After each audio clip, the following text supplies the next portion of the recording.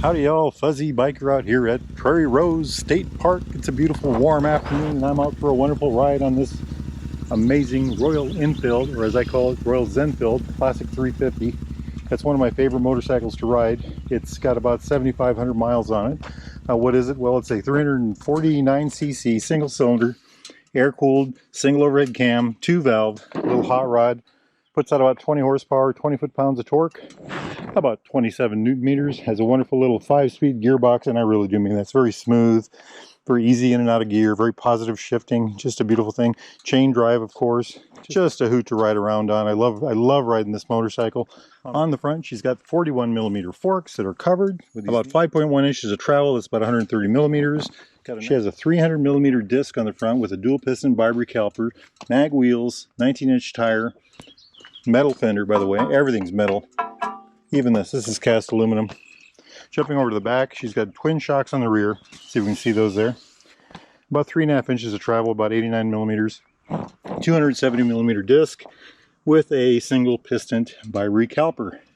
Hot rod little bike. Fuel tank is about 3.4 gallons. I just filled it. About 13 liters. Wheelbase is 54.7 or about 1,389 millimeters. Nice short, you know, very good, easy handling thing. The weight is kind of an interesting number. It's about 430 pounds. I don't know what that is, about 195 kilograms, I think, something like that. It just doesn't feel that heavy. It just doesn't feel that heavy at all. It, you know, when I push it around the garage or anytime, even just getting on it, it just feels very light. Seat height is 31.7 inches. Again, that's kind of amazing, but it doesn't feel that high at all. It feels much lower than that. And I think that's because the bike is so narrow. And again, the very low center of gravity. 31.7 inches is about 805 millimeters. Gorgeous little motorcycle. I love riding it. I call this my Zenfield. I just got back from a 1,700 plus mile trip on my Royal Enfield Himalayan. I went out to Wyoming and South Dakota and, you know, all those fun places. And I got back, I left Sunday, got back yesterday. I think yesterday's Thursday, today's Friday. And got up this morning, and honest to goodness, even before I got out of bed, I thought, I got to go ride my Classic. I'd missed it so much. So I got cleaned up and hopped on that hot rod, and before lunch I had about 120 miles on it. I'm sitting about 170 so far right now, and I'm about 40 miles away from home. So I just love riding this thing. I call it my Zenfield. Why is that? Well, it's because it's very relaxing to ride. You know, I got up the air was crisp, but it was already warm. No real wind to speak of. Beautiful Iowa rolling hills, you know, little tree-lined waterways and things like that, and hills of corn and soybeans, and, you know, fields full of cows and things like that. Horses. Just, you know, gorgeous morning for a ride. Just a gorgeous morning for a ride. And this is the perfect bike for that kind of a relaxing, entertaining ride, you know. And it does it so well. It's just such a calm, relaxing, I call it my, you know, it's like meditating, really. It's I know this sounds kind of hokey, but this bike really does it for me. This is the one that when I just want to go out and enjoy the ride, the art of riding, the joy of riding, you know, however you want to put it. This is the one motorcycle that really does it for me. My Himalayan that I just rode to Wyoming back, that's another kind of fun. You know, that's a more adventurous, fun, exciting kind of a thing, you know, out to do sport, basically. This is just for the enjoyment of riding. I get this out and I just have a hoot on it, and it does it really well, you know, it does it really well. Things I've added to this bike, I put these wider foot pegs on here. We put these kind of military style bags that they double in size. I call this my grocery getter because of those bags. As a matter of fact, before I go home, I'm going to have to go to the grocery store and I'm going to take this bike. I put these touring seats on here. These are my Noru gloves. Royal Enfield touring seats, front and back. Very comfortable, you know, very comfortable. And I think this was an ad too. Check out these cat eyes right here. Tiger eyes or whatever, you know, pilot lights. Aren't they neat?